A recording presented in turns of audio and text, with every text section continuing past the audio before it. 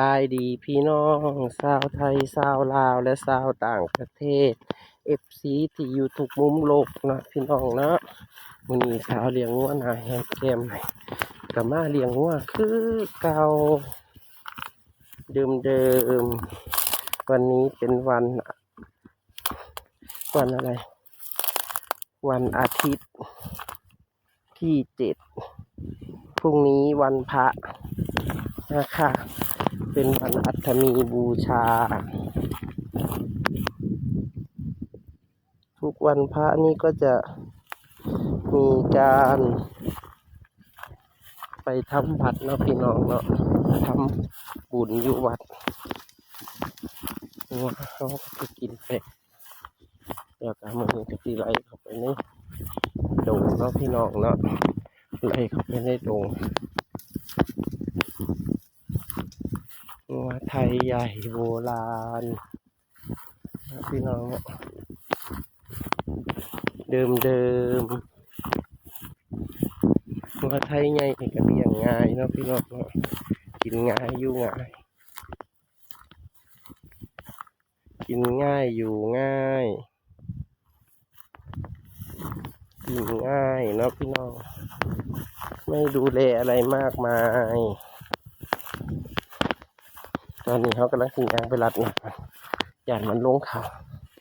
เลี้ยงที่เดิมพี่น้องครับวันนี้ดูสิเขาจะเข้าป่าไปกินต้นอันนั้นต้นเพกเห็นว่าพี่น้องเขาหอมมะลิพระเจ้าหยานลงเจ้าบอกไว้อยู่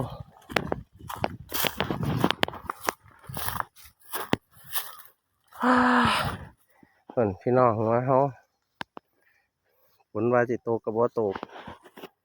มืดมาเมื่อคืนกับบ่ตกกะดีกันละว่าบ่จืดแต่ว่าน้ำงัวมันอยู่ไกลพี่น้องหญ้ามันมีหลายแต่ว่าน้ำมันอยู่ไกลมันก็เลยว่าไทยกิน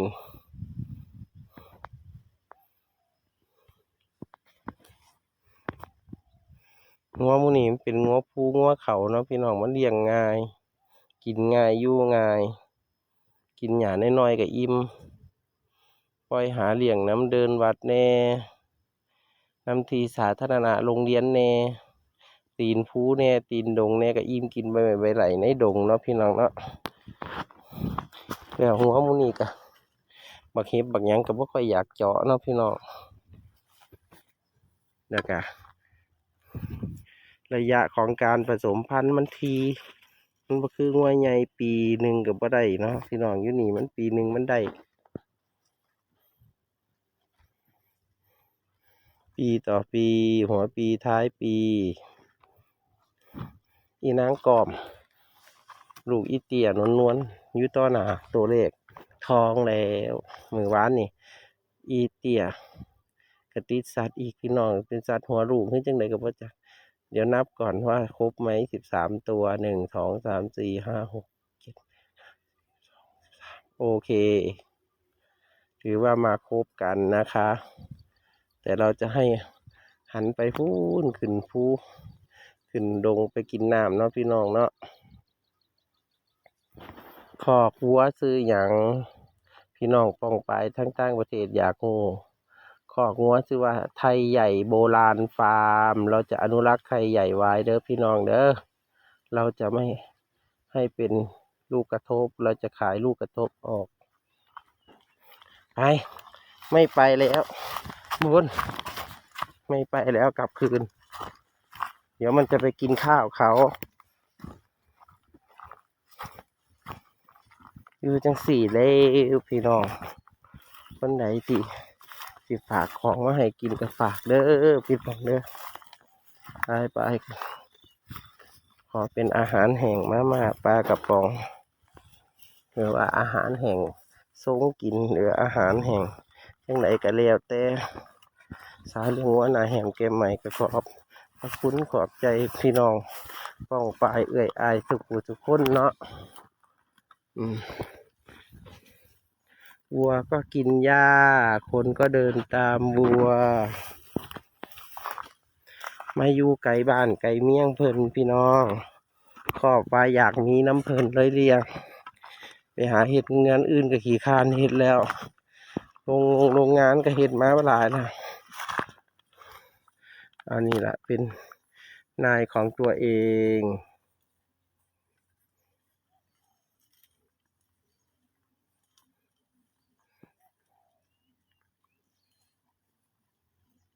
มันคือว่าขึ้นไปปะดงว่ามือนี้ไหมมันจะไปกินน้ำไถแสดงว่าจะไปกินน้ำให้มันขึ้นไปกินน้ำดงคนหรอกไปรับน้ำหน่อยไก่ปุ่นมันไก่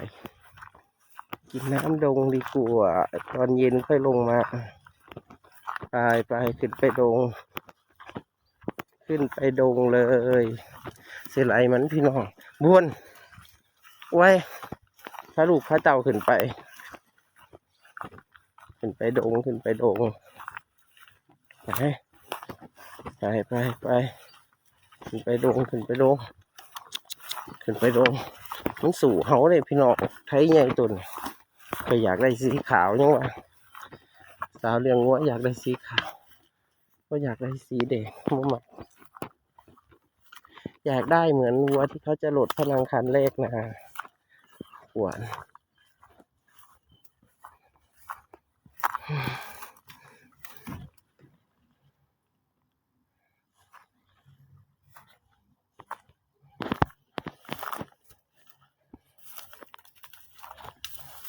บ้านใกล้ๆเขาเอาบุญอะไรก็ไม่รู้บุญทั้งปีเลย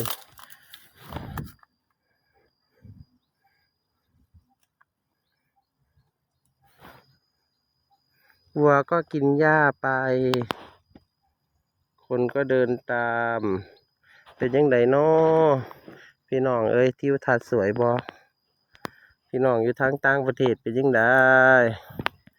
ประเทศลาวฝนตกดีบอคือสิกินยังกี่การกินแล้วเนาะทั้งเห็ดทั้งหน่อใหม่สาวเรียงหัวหน้าแหมแก้มใหม่กันเลยบางเทีก็อยากหมกหน่อใหม่อยู่หมกหมอคือหมกใบตองก็ต้องนั่งไปหาใบตองมาอีกหลายอย่างหมกหมอก็แซ่บอยู่เสร็จแล้วก็ตักกินเลยมิงไปใส่บ่มีน้ำเนี่ยนะอีนี่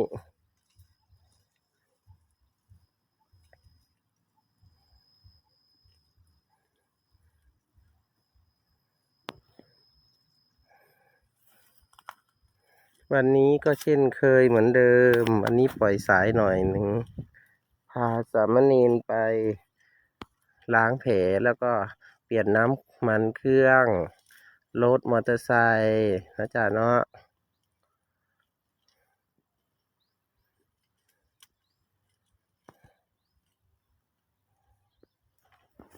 มันสิไปกินสายน้ำบ่มีแม่สูสิไปกินใส่เอากูเงือดหลาย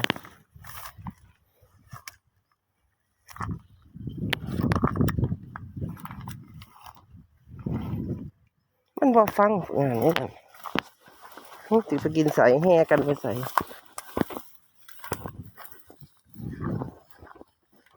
เข้าไปในป่าอยู่ข้ากับว่าไทยกินหรอกพี่น้องมันหอน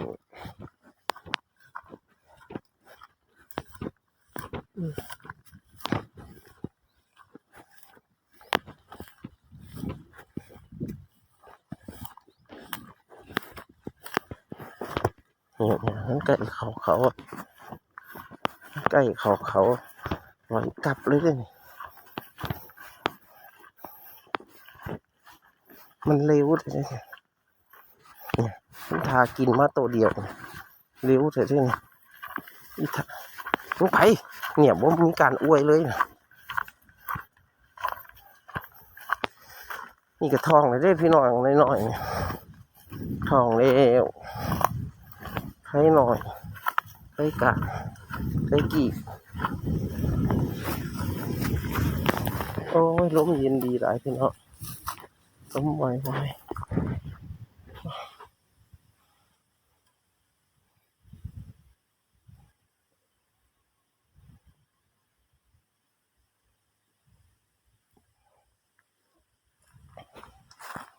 ลมเย็นดีลมวอยปีนี้เป็น8 2 หนคน 2 ใจ ะมีเดือนแปด2 เดือนพี่น้องเดือนข้างหน้าแรงแท้เจ้าว่าผู้เฒ่าดอกพระว่ามันหิวน้ำเนี่ยหัวกูไล่ลงไปกินน้ำเมื่อกี้แล้วกูจะฟาดเอาคักๆ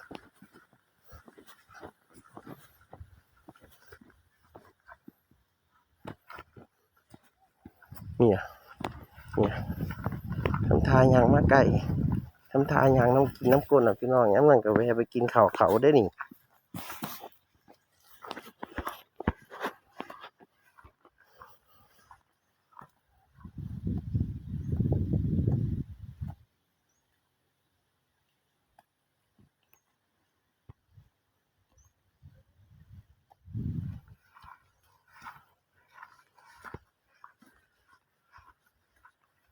กินไปยังสี่เด้อ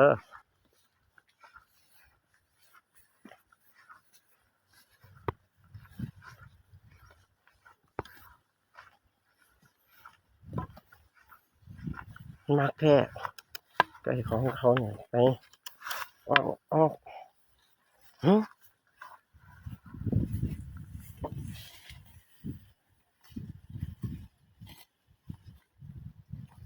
มันจะโค้งไปใส่เอาบัดเนี่ยเอา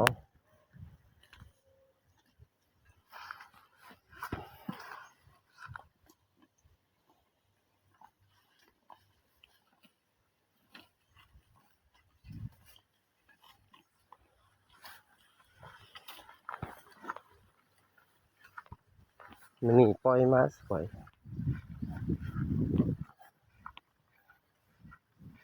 พี่น้องว่ามันสีขาวคือแม่บ่เนี่ยลูกมันสีขาวคือแม่บ่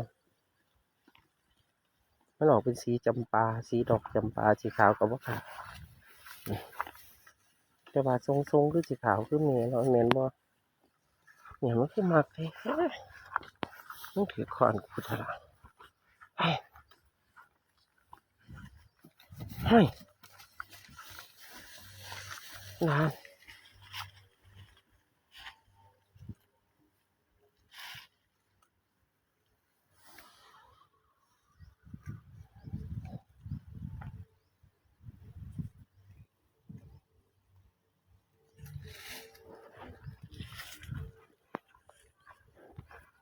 นี่ไง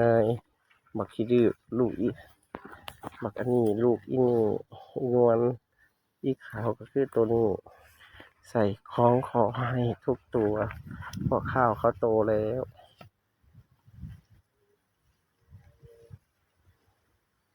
ตั้งใจกินเด้อน้ำบ่มีแล้วตั้งใจกินแล้วจะได้เข้าดงไปกินน้ำเลี้ยงง่ายๆเด้อ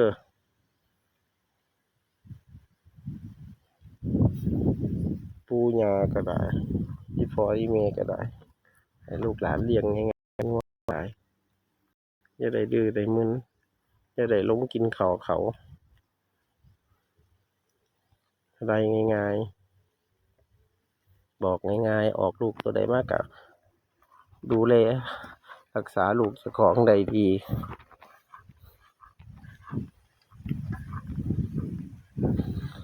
ส่วนมากสาวเลี้ยงวัวหน้าแห่งเก็บไว้ว่าสนใจน้องเด้พี่น้องเรียกแต่มันที่ออกกินเข็นจังได้เอาให้คนพอขายพอถ้าเห็นเขาจังได้เอาใส่เพจในเพิ่นเขาอยู่กับวัดกับว่าพี่น้องนี่ข้าวเจ้าหอมมะลิที่ได้กินหมดพี่น้องนี่ข้าวเจ้าหอมมะลิก็เจ้าปลูกย่านตะงัวเฮาลงมาเตะคุณเบิ่งข้าวเจ้าหอมมะลินี่ละหน้าตีนดงนะติดโคก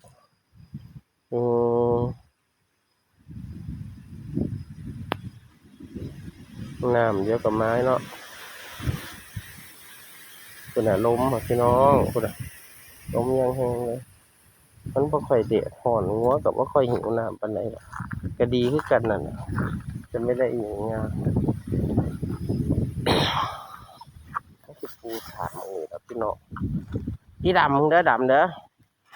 มึงเด้อปูสาดนะของกันพี่น้องมันกินหญ้าหวาย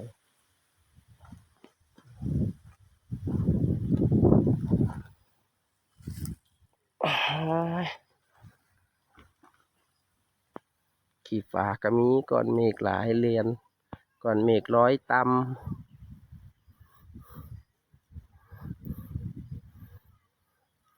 สะออนจากของขีบของคนอื่นเนาะมีคนฝากของมาให้กิน มีผู้ใหญ่ใจดีฝากขนมฝากมาม่าฝากเสื้อผ้า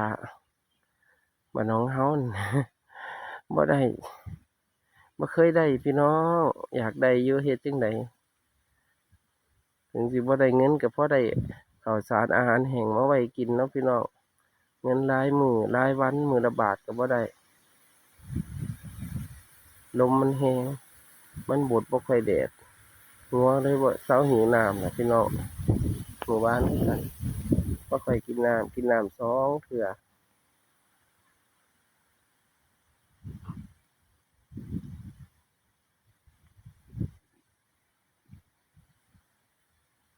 มันกินหญ้าหวายจะอิ่มเร็วพี่น้องหญ้าหวายอิ่มเร็วมากขนาดโอ๊ยบดอากาศดีหลายแดดก็แดดดำที่ดำดงมันคือดำดงพี่น้องเป็นสาว101ไป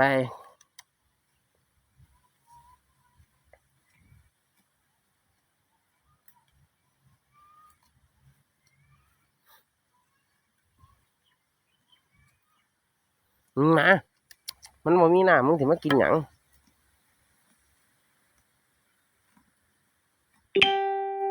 พี่น้องเห็นบ่อยากกินน้ำคลิปนี้ก็ขอจบลงเพียงส่ำนี้เนาะพี่น้องเนาะขอบพระคุณขอบใจหลายๆพี่น้องป้องปายพ่อแม่เอื้อยอ้ายน้องนุ่งผู้สุขคนกดไลค์กดแชร์ให้เขาได้เห็นนำแหน่เด้อพี่น้องเอ้ยบ่มีหยังดอกมีแต่เลี้ยงงัวให้เบิ่งนี่แหละพี่น้อง